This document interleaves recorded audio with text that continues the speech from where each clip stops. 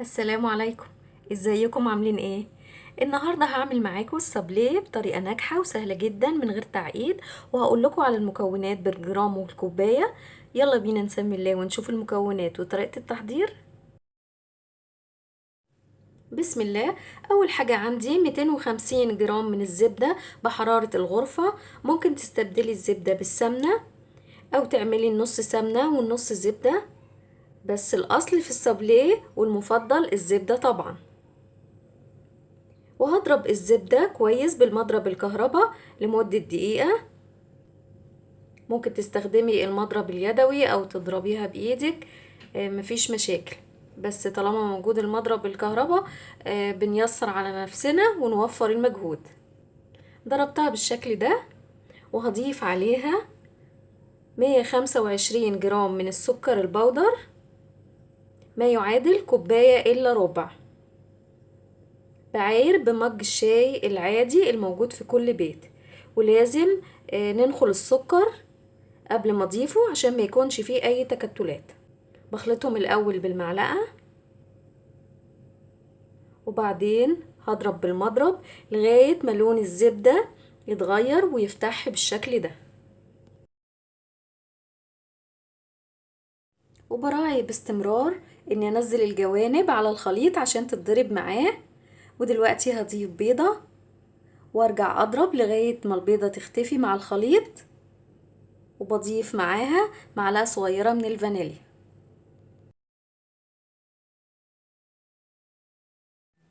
بضرب كويس قوي بالمضرب لمدة دقيقتين 3 لغاية ما الخليط يكون كريمي بالشكل ده. خلاص كده مهمة المضرب انتهت. هنزل الجوانب مع الخليط، وعندي 400 جرام من الدقيق، ما يعادل 3 كوبايات ونص. معيراهم بمج الشاي العادي ونخليهم طبعا. هضيف عليهم رشة ملح واقلبهم كويس، وهبدأ انزل الدقيق شوية بشوية على الخليط بالمعلقة. ببدأ ادخل الدقيق في الخليط بالراحة كده لغاية ما يختفي، وكل ما بيختفي برجع اضيف الدقيق شوية بشوية. وفي المرحلة دي العجينة ابتدت تلم معايا، فبشيل المعلقة وببتدي بستخدم ايدي بلم العجينة. مش بعجن خالص، يدوب بأطراف الصوابع بلم العجينة.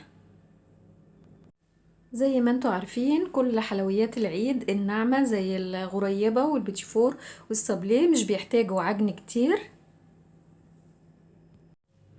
العجينة هنا ابتدت تتماسك، مش فاضلين غير شوية دقيق صغيرين هضيفهم، وارجع اشوف العجينة اعمل لها اختبار اشوف هتحتاج دقيق تاني ولا لا.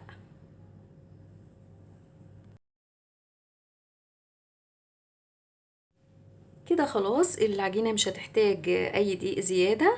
لمت وعجينة متماسكة وطرية مش بتلزق. هعمل لها اختبار.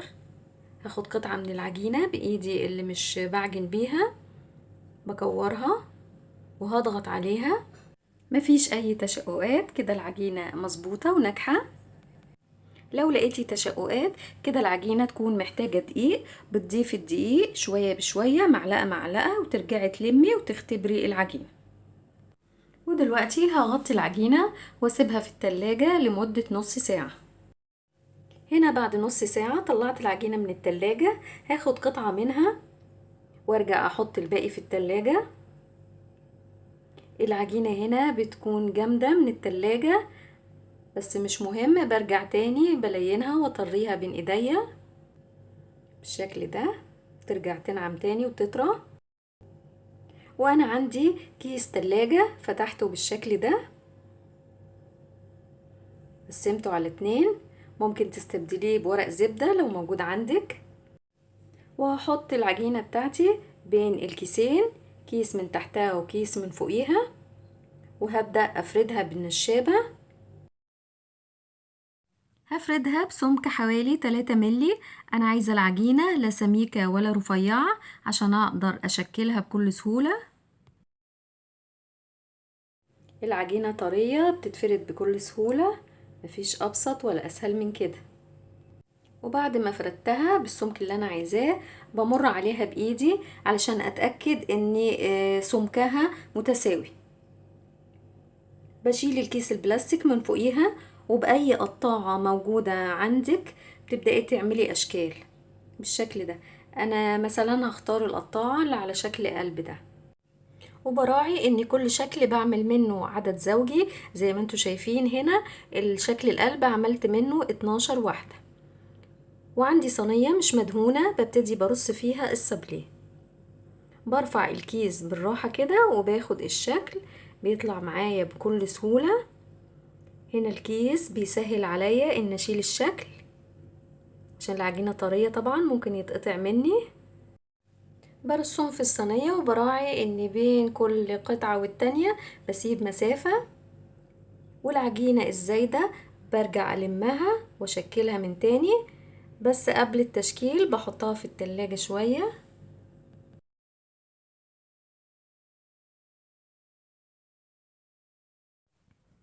هنا انا زي ما قلت لكم لميت قطعة العجينة الزايدة وهرجع احطها في التلاجة، وباخد قطعة من العجينة اللي كنت حطاها في التلاجة طبعا وبرجع اشكلها تاني، بحطها بين كيسين وبفردها بالنشابة.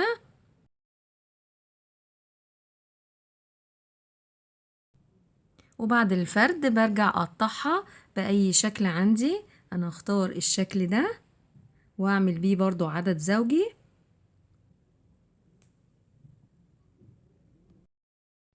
برص الاشكال في الصينية وكده الصينية عندي بتكون خلصت. ما بدخلهاش الفرن دلوقتي، هشيلها في التلاجة شوية لغاية ما بخلص بقية تشكيل العجينة اللي عندي. وهنا قبل ما بدخل الصينية التلاجة عندي باستخدام قمع الكريم شانتيه بعمل بيه فتحات صغيرة وردات على الأشكال، مش على كل الأشكال، على نصها. يعني كل شكل عندي أنا عاملة عدد زوجي فهعمل نصه فتحات والنص التاني مش هيكون مفتوح، عشان عندي التزيين طبعا باخد كل قطعتين مع بعض تكون قطعة فيها الفتحة الوردة دي والقطعة التانية مفيهاش. وهنا بعد ما خلصت تشكيل كمية السابليه بتاعتي عملت معايا كمية حلوة ما شاء الله. هدخله دلوقتي الفرن السخن مشغلاه من 10 دقايق، هحطه في الرف الاوسط، الحرارة بتكون متوسطة 180 درجة. هيقعد في الفرن حوالي ربع ساعة وممكن اقل من كده على حسب درجة حرارة فرنك، مش بياخد وقت. وتراعي ان كل يعني دقيقتين 3 تشوفي الصاج وتحركيه علشان ياخد لون موحد. وهو اول ما بياخد لون من تحت خلاص كده بتخرجيه بيكون استوى. وده شكل السابليه بعد ما خرجته من الفرن، دي التسوية المظبوط. خد لون ذهبي من تحت زي ما انتم شايفين، ده اللون المظبوط. وطبعا لما بخرجه من الفرن بسيبه لما يبرد تماما، مش بحركه ولا بنقله من الصاج غير لما يبرد تماما. تعالوا بقى نشوف هنزينه ازاي. وطبعا التزيين ده بيكون حسب الرغبة والذوق وحسب كمان الحاجات المتوفرة عندك. انا عندي هنا شوكولاتة غامقة وشوكولاتة بيضة سيحتهم على حمام مية سخنة، وعندي مربى مشمش، وعندي شوية حاجات كده بسيطة هزين بيها تزيين بسيط. وحضرت ورقة زبدة هطلع عليها السابليه بعد ما زينه. لو مش متوفر عندك ممكن تستخدمي كيس بلاستيك بتطلعي عليه السابليه بيأدي نفس الغرض. باخد قطعة من السابليه وبقلبها، طبعا لازم القطعة اللي من تحت تكون القطعة من مقفولة، وبحط فيها الحشوة اللي عايزاها، مربى او شوكولاتة بيضة او شوكولاتة غامقة زي ما تحبي. وبعدين بحط عليها الجزء المفتوح الجزء اللي شبهها بالشكل ده وبغطسها في الشوكولاتة وبصفيه كويس من الشوكولاتة قبل ما اطلعه على ورق الزبدة. زي ما قلتلكوا التزيين بيكون زي ما بتفضلوا، وتستخدمي الخامات اللي متوفرة عندك والحشوات اللي بتفضليها، كله هيطلع زي العسل. نعمل شكل تاني. حطيت حشوة الشوكولاتة في النص وبلزق فيها الجزء التاني اللي شبهها، وهنا بقى هغطس كل القطعتين مع بعض في الشوكولاتة وبطلعه بصفيه كويس من الشوكولاتة. تزيين بسيط جدا وسهل، وبعمل بقية الكمية بنفس الطريقة. وهنا عملت كام واحدة من السابليه، بس قبل ما الشوكولاتة تنشف تماما حابة ان انا ازينها.